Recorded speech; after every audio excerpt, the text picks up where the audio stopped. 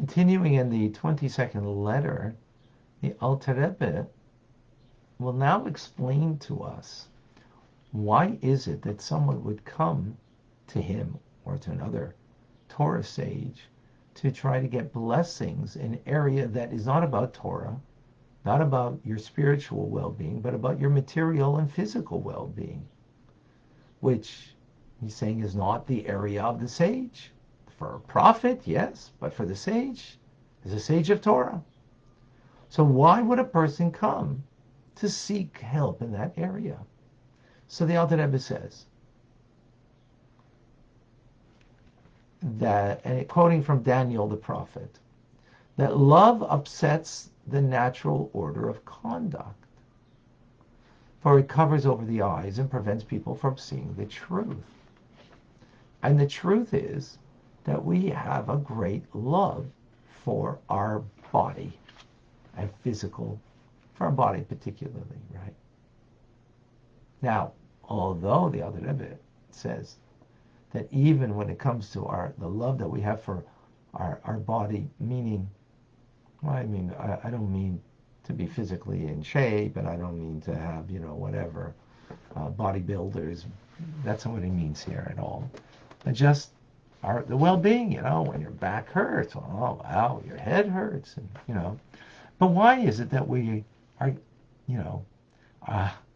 want, and it's important to us, the well-being, the great love of the life of the body? Ultimately, Alter Rebbe says, for the sake of heaven. Because when you have a healthy body, it's much easier to pray properly, to do mitzvahs properly, with greater passion. So what happens when we are physically not doing so well? We're irate because of the suffering that our body goes through.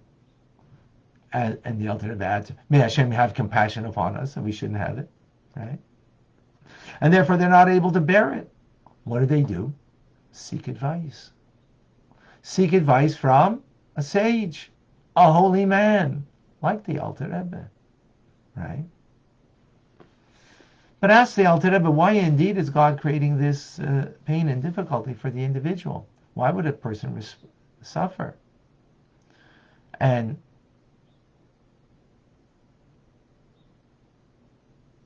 so why is it, and why is it not proper to seek out the Torah sages and the righteous people, their help? So says the Alter Rebbe, to seek merely to rid yourself of physical affliction is not following the proper path in the Torah. Because what happened? You sought out the sage for a blessing. Remove this from me. But God gave it to you, and he gave it to you for a purpose. Why?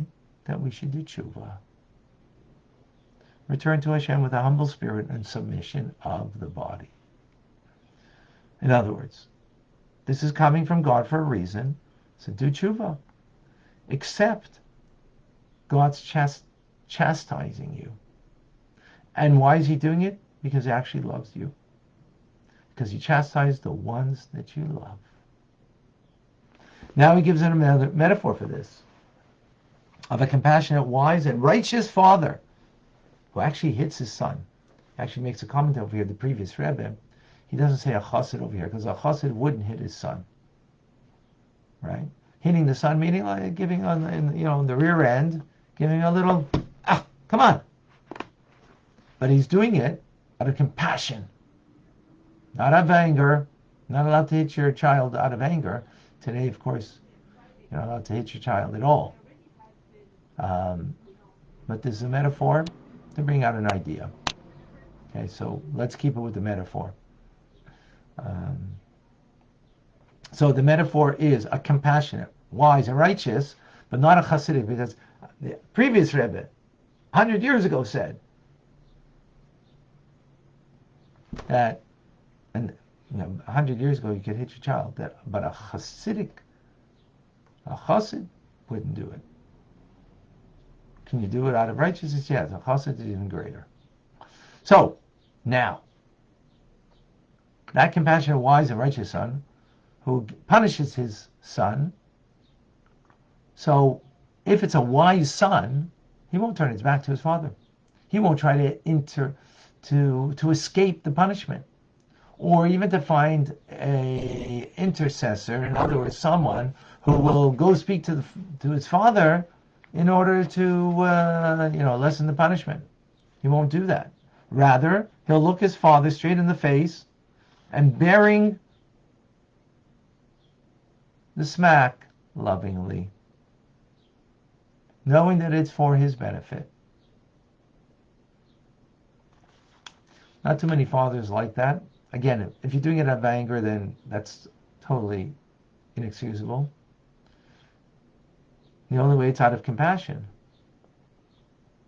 out of righteousness. It's for the sake of the metaphor, as we will see in a moment. So a true child, right, will accept it. So that, of course, what is the metaphor? Our Father is God, and He's giving us a patch. It might be sometimes in the rear, and sometimes it might be across the face, and it's So for a good child of God, we'll accept it. We'll know that it's good for us. Right? We'll accept it. Lovingly even.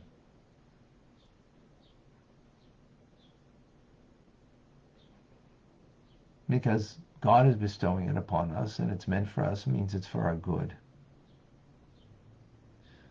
As the verse says, as we say in the Amidah, because in the light of your face you have given us a Torah of life, of which we will carry out His will.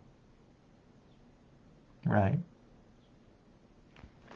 As opposed to a response would be of a heathen who is, only believes in a deity in as much as it will provide them what they want in their life, grant life, right, to their bodies, without willingness and pleasure and delight.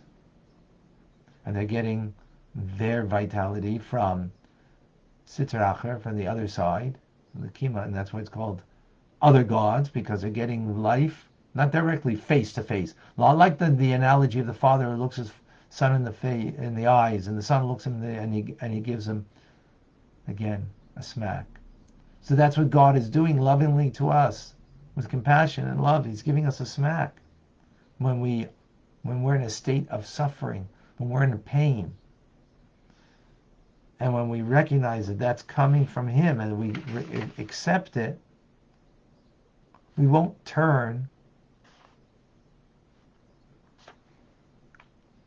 We won't turn away from Him and give Him our backside. We will accept it willingly and lovingly. That's a tall order.